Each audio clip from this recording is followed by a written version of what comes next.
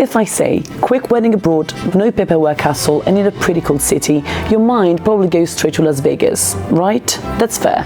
But if you're fine with not having Elvis at the officiant, there's a place like that in Europe. Yes, it's Denmark. This country has become the go-to spot for fast-track weddings in Europe. Why? Let's break it down.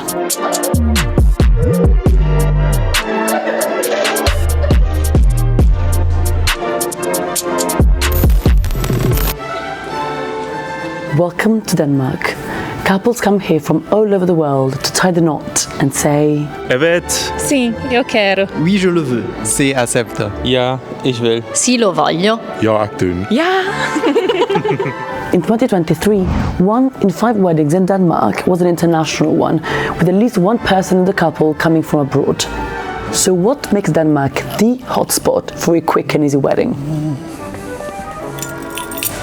This is Bryllupssalen, our wedding room, where all the couples get married. My name is Anders Reinhold Jonsen. I'm 30 years old. I'm head of press here in the city of Copenhagen, and then I'm also so fortunate to be a wedding officiant.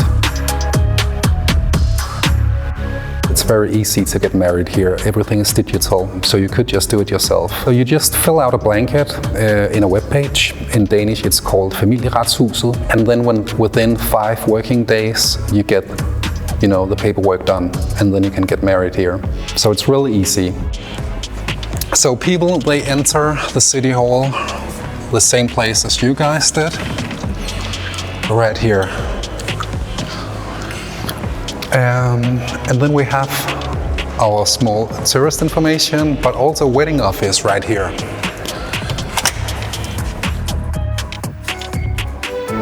All you need is a valid passport and an online application.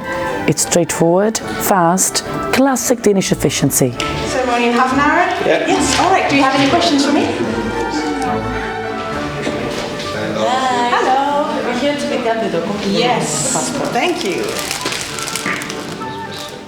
But it's not free. Registering with Denmark's Agency of Family Law will set you back €250. So the reason we asked you to come in is that until today, all of your documents have been approved online based on photocopies. So this is a mandatory last step, to see that you are the same people as those who submitted the application. The couples show up here at the city hall, then they wait in our big hall, and then they will be picked up a couple of minutes before their ceremony. We have 90 minutes. Within these 90 minutes, I have 9 couples to marry. So it's super quick, 10 minutes per couple. So you don't have any break? No, not any breaks. It was actually really quick. Yeah. It was super fast that I think, we were like crying and I wasn't registering what's happening. And this morning it was super fast, everything as well. So we were worried that we were gonna get late, but it didn't happen. So we were trying to be fast anyhow. Yeah, it's just like, I don't know, it's so emotional.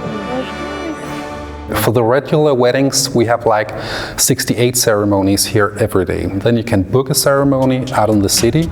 And then we also have a concept called I Do Now, where you can just show up here. Without anything planned?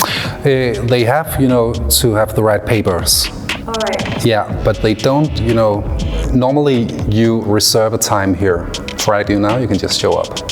All in all, we marry around 7,000 couples here every year.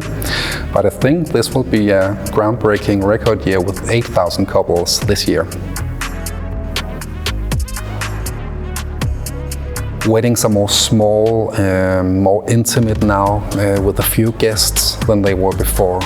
Before they were like, it couldn't get big enough. That's not how it is anymore.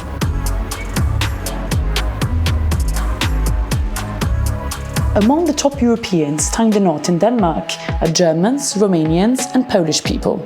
Their home countries often demand very complex paperwork that's harder to provide for international couples, making the whole thing a bureaucratic headache. That's not to say Denmark's laws are loose.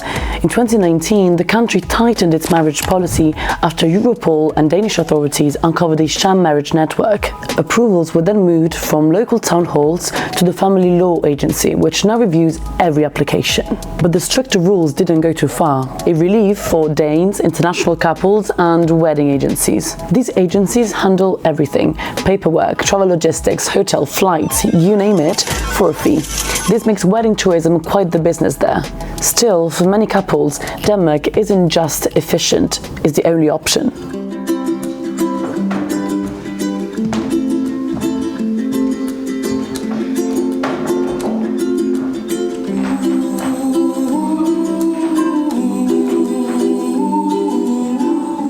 Solemnly declare their desire to enter into matrimony with each other, I hereby pronounce you to be legally married.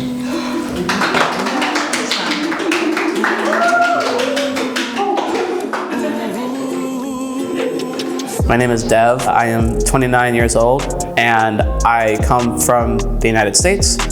I'm Angel. I'm 30 years old and I come from the Czech Republic.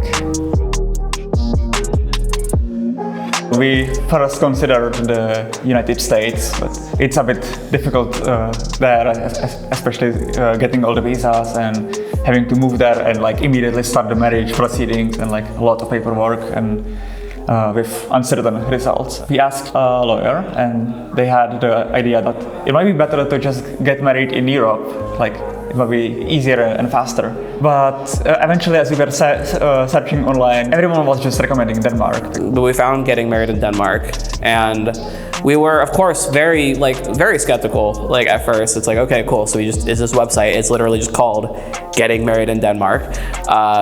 Cool, very not sus name at all, frankly. But we did our independent research and we looked into it more and more. We looked into the service. We looked into Danish law. We looked into graphs online for queer and trans friendliness. And Denmark ranked very highly, and we figured, it's worth it. When it comes to LGBT love, Denmark is as progressive as it gets. In 1989, it was the first country in the world to introduce civil unions for same-sex couples, then it legalized gay marriage in 2012. In several EU countries, that's still not the case, like in Italy, Poland, or the Czech Republic, Angel's birthplace. While civil unions are allowed there, a proposal to make gay marriage legal was turned down by Parliament in February 2024. It was just like a blow against other rights, but now it especially is also making our life so much more difficult. Back home, that wouldn't be allowed at all. We can't get anything like a civil partnership or anything like that because that's not recognized outside of the EU. So it had to be actual marriage too. Whether you're LGBT or not, getting a Danish marriage recognized across borders isn't that straightforward. On paper, EU countries aren't obligated to validate a marriage certificate from another member country. This happens on a case-to-case basis depending on national laws. Being married in Denmark doesn't automatically mean that you're married in your home country or where you live. Some couples need to ask for a document that certifies that their marriage is legal abroad. In these cases, agencies can be a huge help.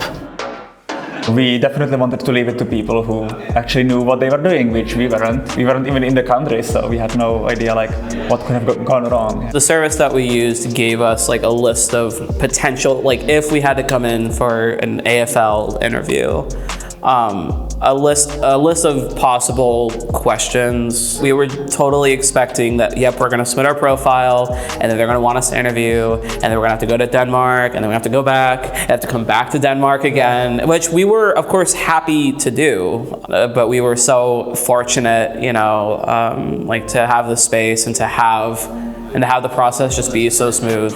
Despite doing everything by the book, Angel and Dev can't be sure that their wedding will be recognized back home, leaving some uncertainty about the future. We're keeping our options open for now. We go back and forth a lot on it. The political climate in the US is a little dicey. But we can't move to Prague. We have considered moving to Denmark, yes. Especially after our experience here. Everything has been so nice, so smooth. Everyone has been so incredibly kind. This was basically the first time I could actually be really myself, so Yeah. I don't really have much practice in it yet, but... So, getting married in Denmark may be straightforward and efficient, but what if it doesn't work out? We don't divorce people here in the city of Copenhagen, but only Danish people can file for divorce, in Denmark.